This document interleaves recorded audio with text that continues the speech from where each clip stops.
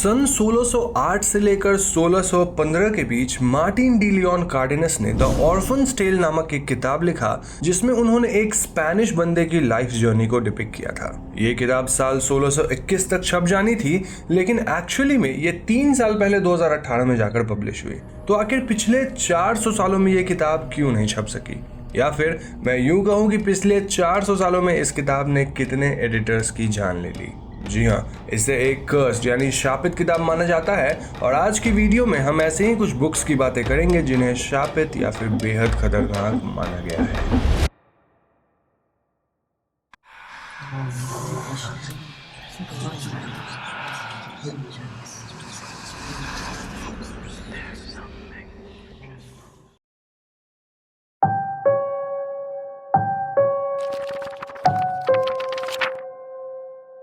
The grand ग्रिमोर book को 16वीं शताब्दी के दौरान लिखा गया था और ऐसा माना जाता है कि इसे एक ऐसे इंसान ने लिखा है जिसे खुद सेटन ने पजेस कर रखा था। शायद यही वजह है कि इस किताब को गॉस्पेल ऑफ सेटन भी कहा जाता है।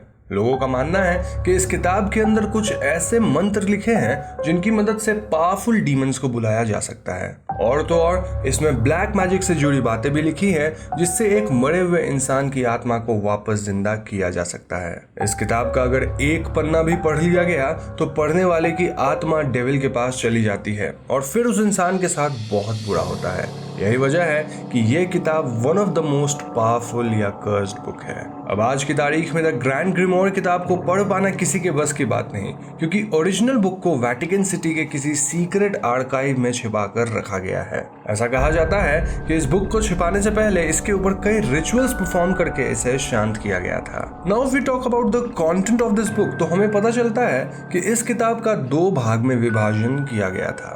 पहले भाग में लूसीफर, बील्ज़ेबब और एस्टरोथ जैसे कई डीमंस को बुलाने की प्रक्रिया और उनसे जुड़े उपकरणों को बनाने के बारे में लिखा गया था।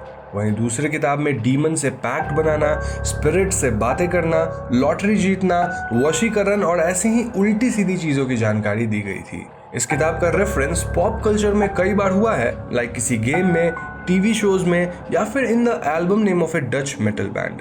अब ये किताब असलियत में कितनी शापित है इसका अंदाजा मुझे नहीं है, लेकिन लोगों के हिसाब से ये पृथ्वी की सबसे शापित किताब है।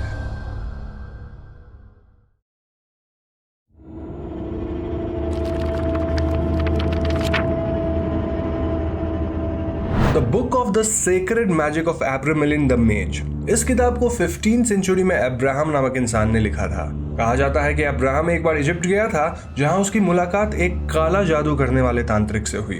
नाउ अब्राहम इस नॉलेज को शेयर करना चाहता था विद हिज सन लमेच और इसीलिए उसने द बुक ऑफ एब्रामेलिन को लिखा ताकि अब्राहम का बेटा इसे पढ़ और समझ सके। अब्राहम का मानना था कि हर एक इंसान के अंदर अपना एक डीमन होता है और इस किताब को पढ़ने से इंसान का डीमन कंट्रोल्ड वे में अनलीश हो जाएगा। अब इस किताब के अंदर कई डार्क मैजिकल स्पेल्स हैं जिनसे मुर्दों को जिंदा किया जा सकता है, अंडरग्राउंड ट्रेजर्स को खोजा जा सकता है, डेविल से कांटेक्ट भी किया जा सकता है इत्यादि। द बुक ऑफ एब्रामेलिन को सन 1900 के दौरान इंग्लिश लैंग्वेज में कन्वर्ट किया गया था और तब से काफ़ी सारे लोग इसके कॉपीज़ को ओन किए and they started to believe कि ये बुक सच में शापित है। ऐसा इसीलिए क्योंकि जिस किसी के पास भी इस बुक की कॉपी होती थी उसके साथ कुछ न कुछ बुरा ज़रूर होता था। लोगों का मानना है कि किताब के ओनर को दूसरे वर्ल्ड के स्पिरिट्स हॉन्ट करने लग जाते थे जो कि उनके जीवन में बैड लक को लेकर आते थे। इनफैक्ट कई ओनर्स की मृत्यु तक हो गई। अब ये बातें कितनी सच है इसका अनुमान लगाना मुश्किल है, लेकिन this book is one of the most cursed book that ever existed.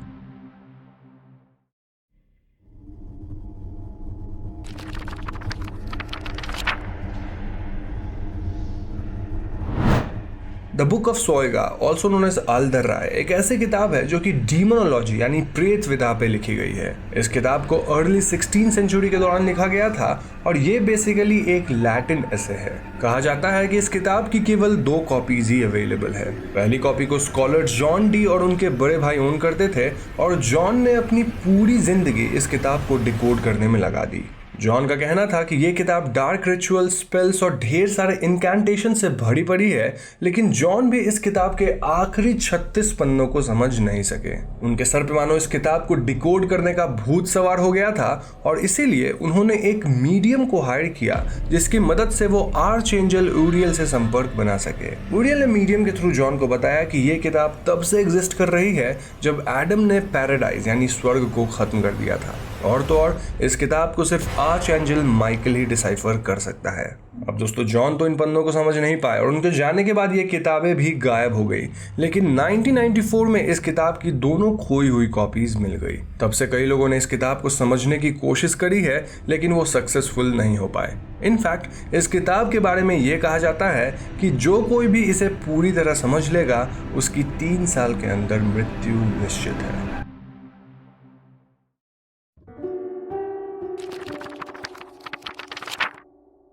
Cursed books के लिस्ट में द वॉयनिक मैन्युस्क्रिप्ट एक ऐसी हस्तलिपि है जो कि सबसे दिलचस्प और अनोखी है। ऐसा इसीलिए क्योंकि बाकी किताबों को तो लोग समझ पाए, लेकिन इस किताब को आज तक कोई थोड़ा सा भी समझ ही नहीं पाया, यानी कि it has not yet been decoded. जी हाँ, ये 240 पन्नों की किताब एक ऐसे भाषा में लिखी गई है जिसको समझना असंभव है। लोगों का मानना है कि ये किताब 15वीं शताब्दी के दौरान लिखी गई होगी। लगता है सारे कर्स्ड मटेरियल 15th और 16th सेंचुरी में ही लिखे गए हैं। इस किताब की एक खास बात यह है कि इसमें तस्वीरें भी हैं, लेकिन फिर भी उन तस्वीरों से टेक्स्ट्स को लिंक नहीं किया जा सका। अब क्योंकि हम इस किताब को समझ ही नहीं पाए तो हम ये भी नहीं बता सकते कि ये किस टॉपिक पे लिखी गई है, लेकिन मैं आपको इतना जरूर बता सकता हूँ कि ये किताब एल्केमिस्ट जॉर्ज बरेश को उनके लाइब्रेरी में मिली थी and even he was not sure कि ये किताब वहाँ कैसे आई। इसके बाद कई रूलर्स के पास ये किताब रही है और तब से द वॉयनिक मैन्युस्क्रिप्ट को लेकर कई थियरी सामने आई है। लाइक इसे एलियंस ने लिखा है या फिर इसे डेविल ने खुद लिखा है, और अगर कोई इसे डिकोड कर लिया तो उसे शाप तो लगेगा ही, साथ साथ पृथ्वी का भी विनाश हो जाएगा, वगैरह वगैरह। ऐसी बातों को सुनकर मैं यही दुआ करूंगा कि कोई भी इस किताब के रहस्य को सुलझाने की कोशिश नहीं करे।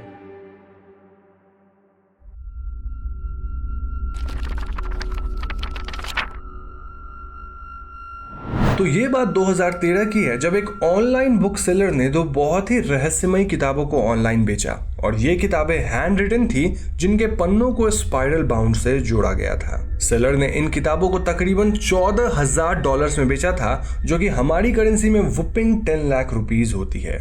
जब ये सेल फाइनलाइज हो रही थी तब सेलर ने बायर को ये कहकर वार्न किया कि कोई भी नॉन बिलीवर अगर इस किताब के साथ छेड़छाड़ करता है या उसे पढ़ता भी है तो उसके ऊपर एक घातक शाप आ जाएगा।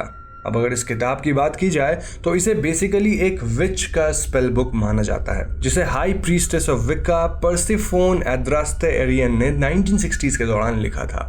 लोगों का कहना है कि एरियन एक विच थी और उसका अपना ही एक विचेस का कबीला था। नो वन नोज कि एरियन आज की तारीख में जिंदा भी है या नहीं, लेकिन अगर रूल्स की माने तो एक विच के स्पेल बुक को विच के मर्दे ही जला देना चाहिए। अब अगर इन 2 किताबों के कंटेंट की बात की जाए तो इसमें इनकांटेशंस, कर्स, स्पेल और इंचांटमेंट्स का बहुत बड़ा कलेक्शन है, और किताबों में कुल मिलाकर तकरीबन 250 पन्ने हैं। इनमें स्पिरिट से कांटेक्ट करने की विधि, डीमंस को समन करना और एग्जॉर्सिज्म जैसे टॉपिक्स के बारे में भी लिखा गया है।